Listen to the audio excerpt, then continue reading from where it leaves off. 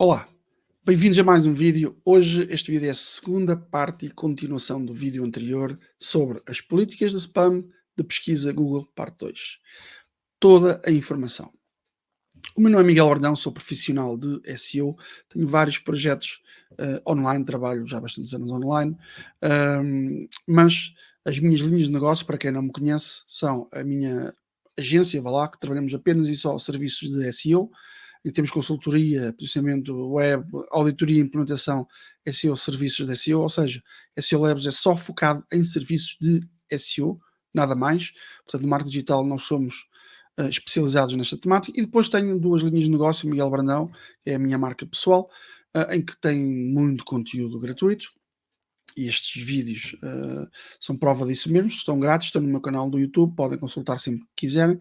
E depois tenho também lá no meu site pessoal, miguelbrandão.com, tenho também chamada Tribo da SEO, portanto aí já é uma comunidade paga que, para entrar nessa comunidade, aprenderem SEO, já terão que fazer um pagamento. Portanto, são as linhas de negócio, é isto que eu trabalho já há muitos anos em SEO. E então neste vídeo são as políticas de spam da pesquisa Google, parte 2. Não se esqueçam, se não viram a parte 1, recomendo então que vejam primeiro a parte 1 e depois voltem aqui ao vídeo para ver a parte 2. Funcionalidades enganosas, ok? Vamos começar por aqui na parte 2, que eu vou explicar já de seguida, e vou falar de funcionalidades enganosas, conteúdo copiado, assim é que é, redirecionamentos não autorizados, conteúdo automático com spam, páginas afiliadas sem valor agregado para o utilizador, spam gerado pelo usuário barra utilizador, e outros comportamentos que podem levar ao rebaixamento ou à remoção total de páginas web e mesmo até websites, como por exemplo remoções de ordens legais, de informações pessoais, evasão das políticas de spam da Google e golpe ou fraude fiscal. Desculpem, golpe ou fraude da política Google. Portanto, e depois esta página web é a página onde podemos fazer queixa quando, se calhar, detectarmos a navegar na web e encontramos esses websites que vão contra essas políticas de spam da Google, então podemos fazer queixa e alertar a Google, ou se acharmos que determinado website não está a utilizar as boas práticas que a Google recomenda, então podemos fazer queixa e podemos denunciar a partir aqui deste link. Portanto, se pensarem, como muitos pensam, utilizarem esta página web da Google, oficial da Google, para fazerem queixa determinada coisa só para o vosso concorrente baixar de posições, não é assim que funciona. Temos que comprovar tudo o que tudo que dissermos aqui nesta respectiva página, e só depois a Google vai analisar e vai ver se realmente estão ou não a infringir as políticas de spam da própria Google. Portanto, se virem mesmo algo de sério, preocupante, sim, façam, recomendo que o façam, nós já o fizemos e tivemos que primeiro de comprovar tudo isso. E depois aqui no final dos slides temos a respectiva página da Google oficial, em que tem todas as políticas de spam e que vocês podem consultar quando quiserem. Portanto, vamos então agora para as políticas de spam da segunda parte deste vídeo, que responde à segunda parte deste vídeo, e vamos começar pela funcionalidade enganosa. Portanto, os proprietários precisam criar websites com conteúdo de alta qualidade e funcionalidades úteis que beneficiem os usuários. Nada de novo, já o sabemos, é esta máxima Google que pretendem em que apresentar e dar os melhores resultados na SERP, ou seja, nos resultados de busca do seu motor de pesquisa para os utilizadores. Só que, como sabemos, nem todos fazem isso. Então, um site com um gerador falso que alega oferecer crédito na App Store, mas não faz isso. Por exemplo, temos várias páginas aí pela web em que temos descontos para tudo e mais alguma coisa, softwares e não só, e depois clicamos e aquilo não aparece nada, é só publicidade acima de publicidade, e nós utilizadores não gostamos, ficamos frustrados, e não é isso que o Google quer para esse tipo de sites apresentar nos resultados de busca. Ou um site que alega oferecer determinadas funcionalidades, mesclagem de PDFs, pequenas funcionalidades gratuitas, e depois clicamos neste tipo de funcionalidades e não leva a lado nenhum e não fazem absolutamente nada. Portanto, funcionalidades enganosas é isto que o Google não quer que aconteça. Portanto, não se metam neste tipo de websites, mas estejam atentos. Se encontrarem este tipo de websites, façam a respectiva queixa, que vou mostrar já de seguida. O conteúdo, o conteúdo copiado, assim é que é, não é duplicado, mas sim copiado, ou seja, sites copiam e republicam conteúdo de outros websites sem adicionar conteúdo original ao valor. Nada de novo, ou então sem citarmos a fonte original. Portanto, já sabemos que isto é conteúdo completamente copiado, ou então copiar de outros sites, fazer pequenas alterações e fazemos a publicação. Portanto, conteúdo copiado, copiar, colar, sem fazer qualquer tipo, sem melhoria nenhuma para o utilizador. Portanto, esqueçam que o Google não gosta disto e podemos ser bem penalizados. Redirecionamentos não autorizados, ou seja, é quando eu clico num determinado resultado que o Google apresenta e vou parar a uma página totalmente diferente. Como, por exemplo, fazer um redirecionamento, clico no resultado e ele faz ali um redirecionamento automático, são questões de milissegundos, e vou parar a uma página de apostas online. Se cliquei em ver bicicletas, eu não quero entrar numa página de apostas online. Portanto, é isto. São redirecionamentos não autorizados. É este tipo de redirecionamentos que o Google não quer que estejam também nos seus resultados do motor de busca. No entanto, há exceções. Lá está, se fizermos um redirecionamento para um endereço novo, para um domínio novo, não há qualquer problema, perfeitamente normal. Temos várias páginas do nosso website e queremos apontar todas elas, fazer o redirecionamento de todas elas apenas para uma, perfeito, ok, nada a apontar, perfeitamente normal. Para uma página interna após o login, também isto é perfeitamente tudo normal e podemos fazer isso. Aqui em cima, quando fazemos aqui algo que o utilizador ainda não conhece, que vai acontecer, aí é que não devemos fazer. Portanto, avançando, conteúdo automático com spam, criar conteúdo, texto que não faz sentido para o utilizador, mas está cheio de palavras-chave, traduzir por uma ferramenta automática sem revisão humana antes da publicação, texto gerado com processos automatizados automaticamente e fazer essa publicação sem qualquer tipo de qualidade, nem estarmos a pensar no utilizador, no resultado final que o utilizador pode ter.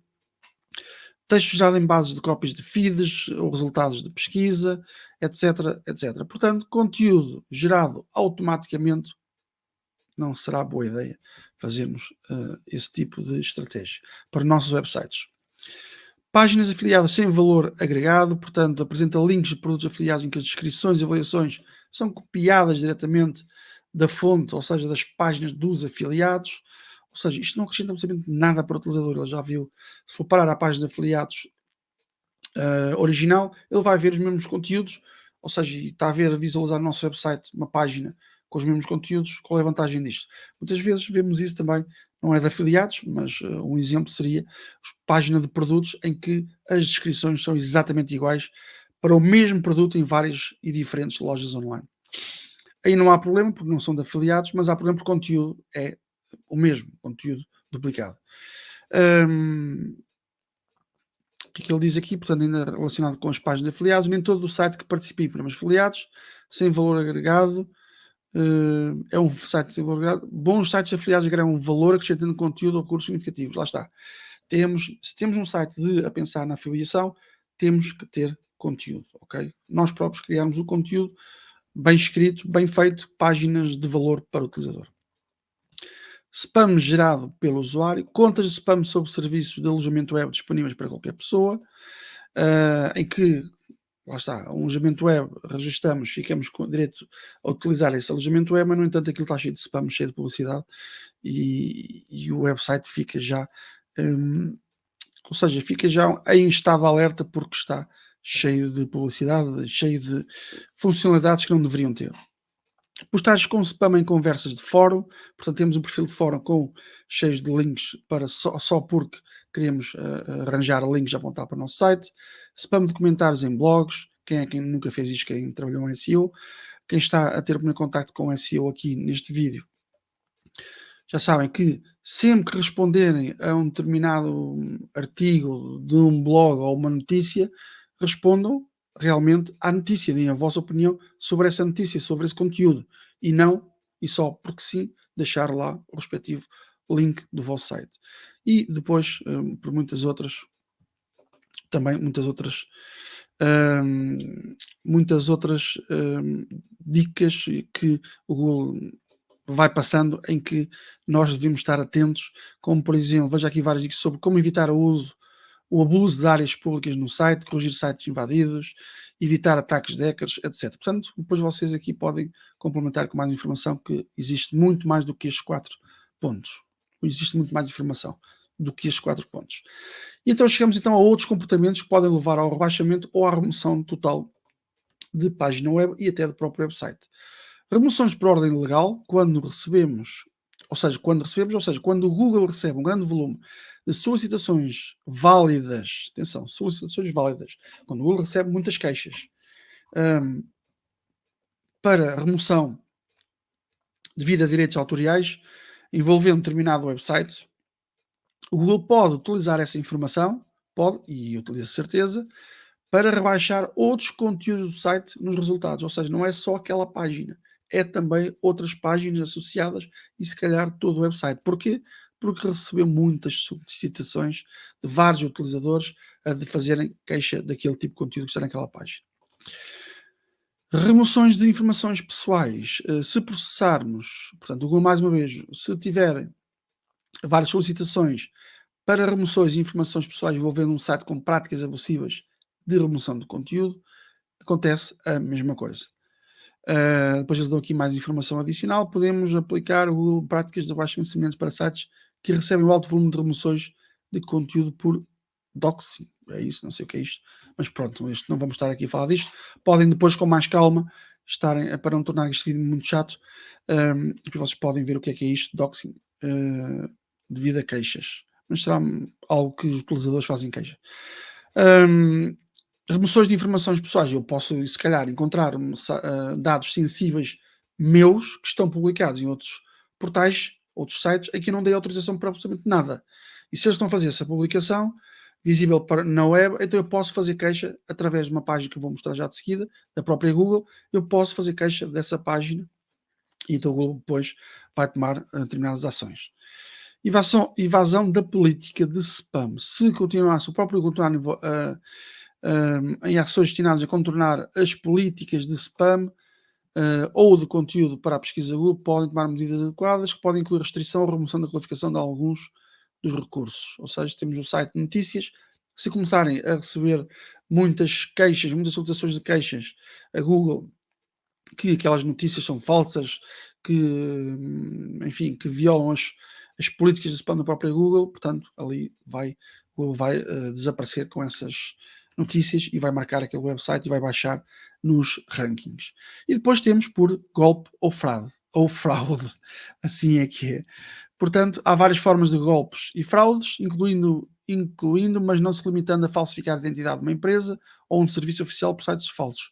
Basta exibir informações falsas sobre uma empresa ou um serviço de maneira intencional ou atrair usuários /utilizadores para um site sob pretextos falsos. Portanto, falsificar a identidade de uma empresa, sites enganosos com informação enganosa, tudo isto corresponde a este item de golpe e fraude. E como é que nós podemos fazer queixa à Google quando detectamos este tipo de websites?